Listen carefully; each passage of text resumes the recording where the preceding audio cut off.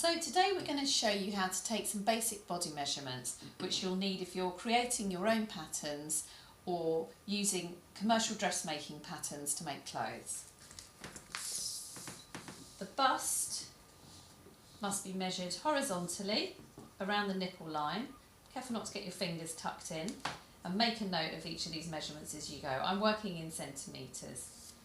It's easier to add them up on a calculator. Then the waist is the narrowest part of the body in this area. Imagine if you were wearing a 50s dress and you put a tight little belt on, it would slip to the narrowest part, and that's where you want to measure. Put a pin in your clothing at the waist point, because you're going to need it in a minute. The hip, turn sideways. If you're measuring yourself, just turn sideways and have a look in the mirror. And put the tape measure around the widest point of your bottom. That's where your bottom sticks out the most. And then check what that measurement is. Drop it down just a couple of inches and see if it's any wider just at the top of the thighs, because sometimes it can be. Wherever you find the widest point to be, put a pin there as well. Okay, so if you're making dresses or tops, you want to find out if the dart position and the waist position on your pattern are the same as your body. So this is how to measure.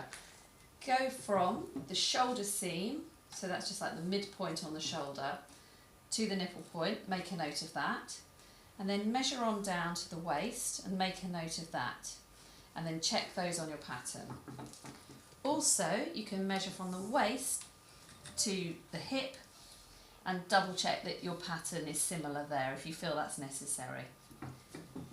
Other measurements you might want to take would be your top hip, which is 4 inches below the waist, because that encompasses a measurement for the stomach and any chunkiness on the hip here, so you don't end up making things that are too tight in this area. Or you can measure the shoulders if relevant, the shoulder width, that can be quite useful. Also measuring that way, if you feel you may have narrow shoulders, check that your dress isn't going to be sitting too wide, and you can check that on the pattern. And for shirts, you can measure the neck circumference and check that against the pattern as well.